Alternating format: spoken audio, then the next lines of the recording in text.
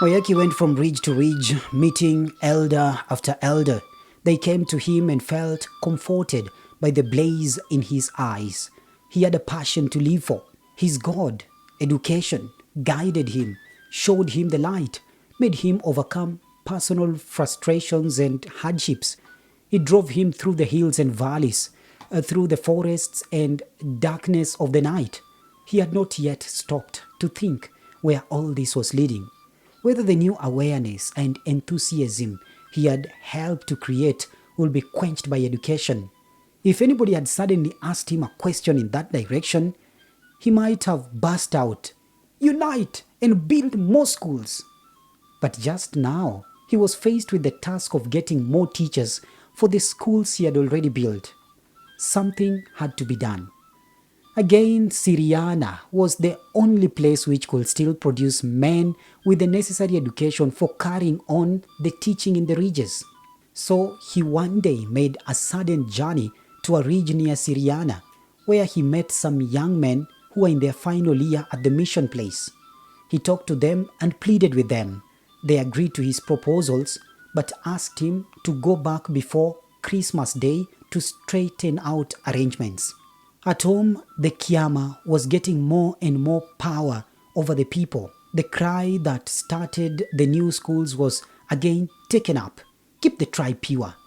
And people listened to them because they did not want the tribe to die. And the Kiama wanted to fight for the land which had now been taken by the settler, the missionary, as well as the government.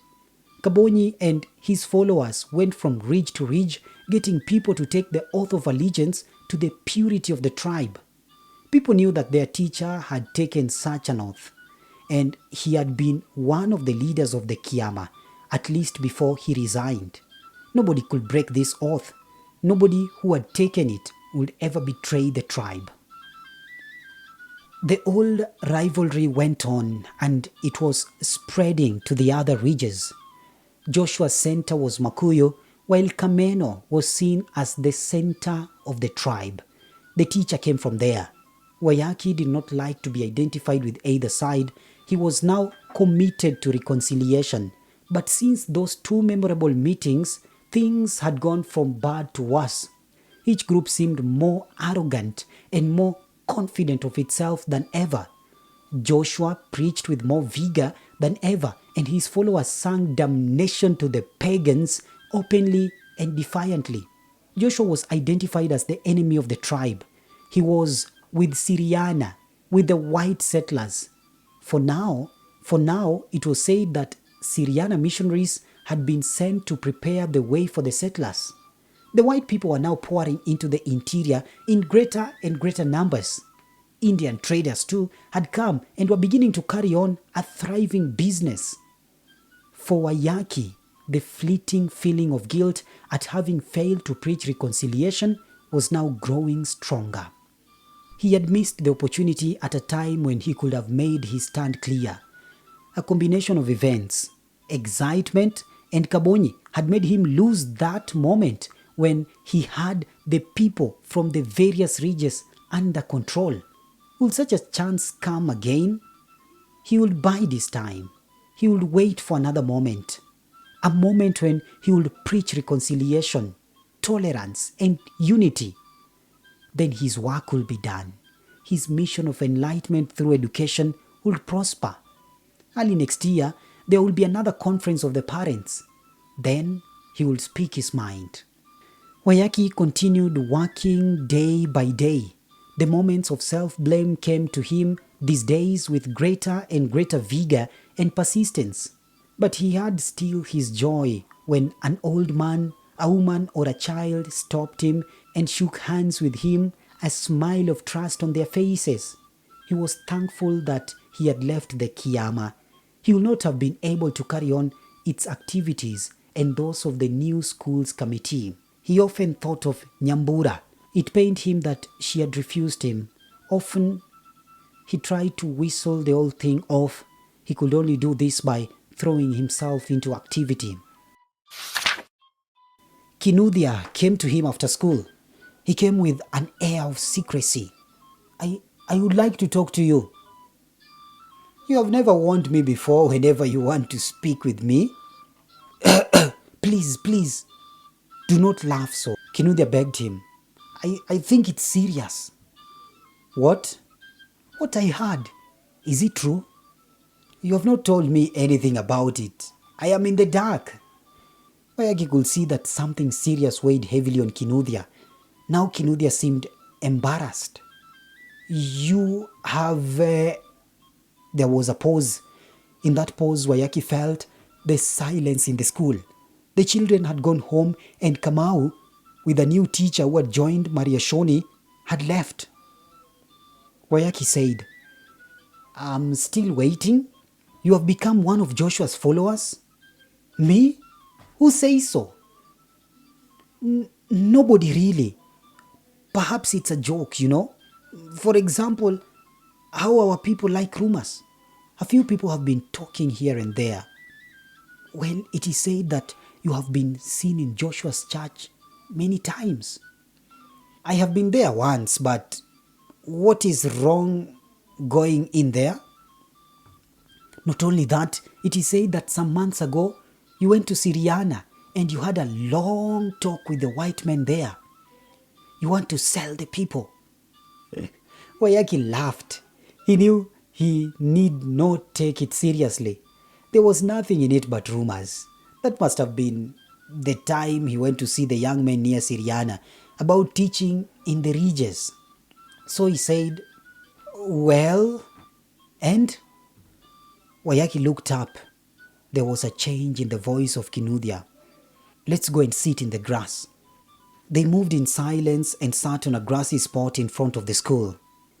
Is it true that you are intending to marry Joshua's daughter? Kinuthia asked as soon as they had sat down. Waiyaki almost jumped. This came to him as a surprise.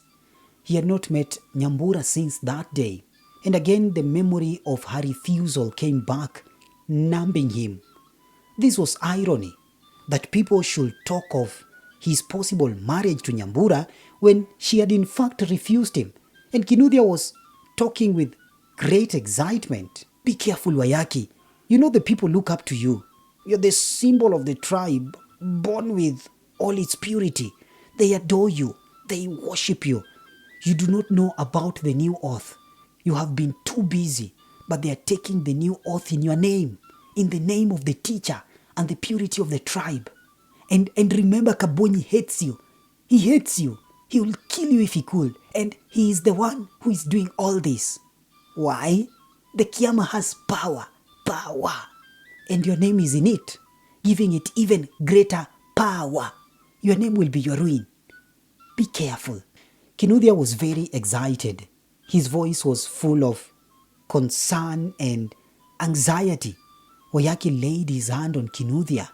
It is all right. She will not marry me, and they will not do anything to me. There are young men there. I know them.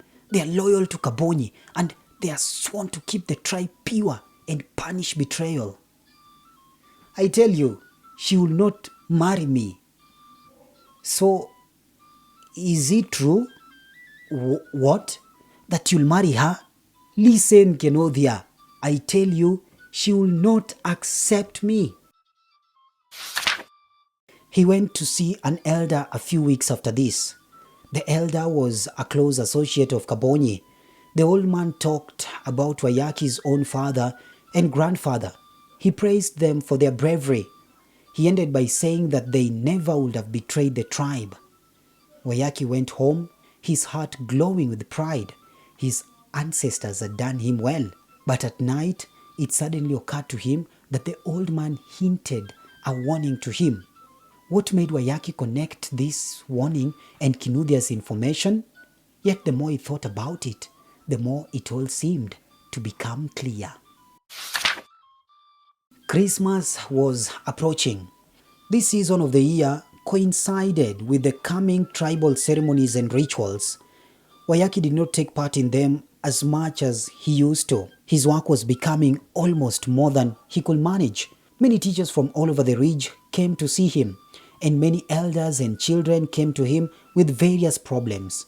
But in spite of all this, Waiyaki was losing that contact with people that can only come through taking part together in a ritual.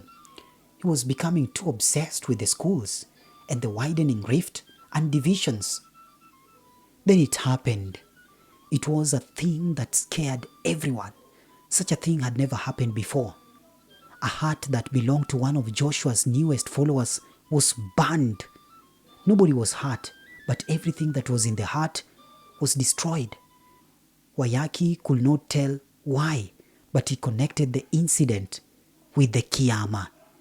Was Kaboji determined to destroy all that stood against him and the tribe? The realization came to him as a shock. He instantly thought that he should not have resigned from the Kiama. Its power and influence was there.